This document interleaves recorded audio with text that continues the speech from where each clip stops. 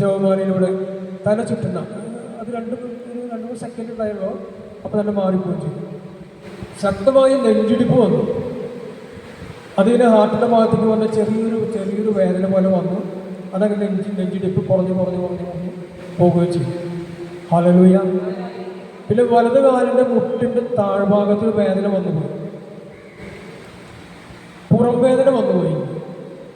ഇത് ഇവിടെ ഉള്ളവർക്ക് സൗഖ്യം കൊടുക്കുന്ന ദൈവത്തിൻ്റെ അടയാളമാണ് എന്ന് ഞാൻ വിശ്വസിക്കുകയാണ്.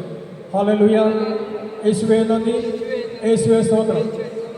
ഈ പറഞ്ഞ മേഖലകളിൽ പറഞ്ഞ ഇതിൻ്റെ ആർക്കെങ്കിലും എന്തെങ്കിലും ഉണ്ടായിട്ടുണ്ടോ? എന്താണ്? കാല് പ്രശ്നം, വലുത് കാല്, നടുവേദന, രണ്ടും ഉണ്ടായിരുന്നു പ്രശ്നം. ഹല്ലേലൂയ. പറക്കുന്നൊരു പക്ഷിയാണ് ഞാൻ, പറന്നു പോകുന്നൊരു പക്ഷിയാണ്, പെട്ടെന്ന് മനസ്സിലാക്കി. അപ്പോൾ ഇങ്ങനെ ഒന്നിരുടെ അനുഭവങ്ങൾ ചെസ്റ്റ് പെയിൻ ഇങ്ങനെയൊക്കെ വന്നു. എനിക്ക് സാധാരണ പല ജവമാലയിൽ ഇരിക്കുമ്പോൾ എനിക്ക് പറയുവാൻ ഭയമായിരുന്നു, ഇത് പറഞ്ഞാൽ എങ്ങനെയായിരിക്കും. പക്ഷേ ഒന്നിരുടെ ജവമാലിൻ്റെ ഗ്രൂപ്പിലിരിക്കുമ്പോൾ ഇങ്ങനെയൊക്കെ സന്ദേശങ്ങൾ വരുമ്പോൾ അത് പറയണം എന്നാണ് എൻ്റെ എൽഡർ പറഞ്ഞത്. അത് ശരിയാണോ എന്ന് നോക്കണ്ട, ആ ഗ്രൂപ്പിനോ അവരുടെ കുടുംബത്തിനോ ഉള്ള വലിയ അനുഗ്രഹം ആണ് എന്ന് പറയാൻ. ഇത് ഞാൻ അവസാനം പറയാമെന്ന് വിചാരിച്ചു, പക്ഷെ അവസാനമല്ല.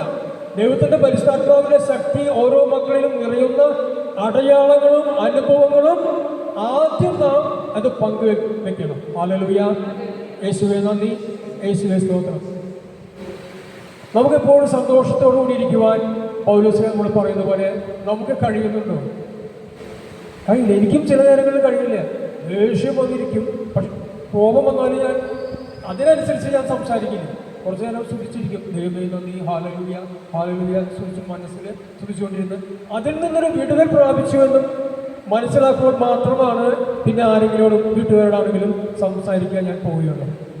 അപ്പോൾ നമ്മുടെ ജീവിതത്തിൽ സന്തോഷം കെടുത്തുന്ന പല സന്ദർഭങ്ങളും നമ്മുടെ ജീവിതത്തിലുണ്ടാകും. അതെന്ത് തന്നെയാണെങ്കിലും നമ്മുടെ യേശുവിനെ പറയുന്നുണ്ട്, വിശുദ്ധ മത്തായി സുവിശേഷം 11-ാം അധ്യായം 28-ാം വാക്യത്തിൽ പറയുന്നുണ്ട്, അധ്വാനിക്കുന്നവരും ഭാരം വഹിക്കുന്നവരുമായ നിങ്ങളെല്ലാവരും എൻ്റെ അടുക്കൽ വരുവിൻ, ഞാൻ നിങ്ങളെ ആശ്വസിപ്പിക്കാമെന്ന് പറഞ്ഞു. അധ്വാനിക്കുക. എന്താണ് ഈ അധ്വാനം? സമാധാനത്തിന് വേണ്ടിയുള്ള അധ്വാനം.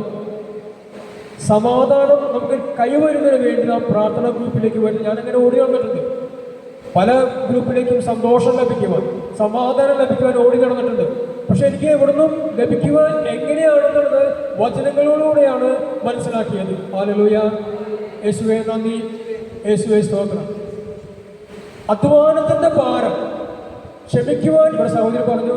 ആത്മാവിൻ്റെ ഫലങ്ങളെക്കുറിച്ചും ദാനങ്ങളെക്കുറിച്ചും ജഡമോഹങ്ങളെക്കുറിച്ചും പറഞ്ഞുകൊണ്ടിരുന്നു. അസൂയ, കോപം, ഇതെല്ലാം നമ്മുടെ ശരീരത്തിൽ ഇതെല്ലാം വരുന്ന സമയത്ത് അതൊരു അധ്വാനമാണ്.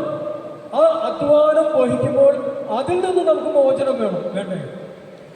സന്തോഷം വേണം എന്നുണ്ടെങ്കിൽ അധ്വാനം, നമ്മുടെ ക്ഷമിക്കുവാൻ സാധിക്കാത്ത അധ്വാനം നമ്മുടെ ഹൃദയങ്ങളിൽ വെച്ച് പൂജിച്ചാൽ വല്ല കാര്യമുണ്ടോ?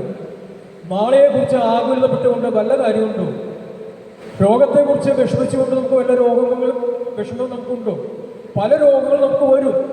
നമ്മുടെ ശരീരത്തിൽ പല രോഗങ്ങളും അവസ്ഥകളും ഞാൻ അനുഭവിച്ചിട്ടുള്ള വ്യക്തിയാണ്.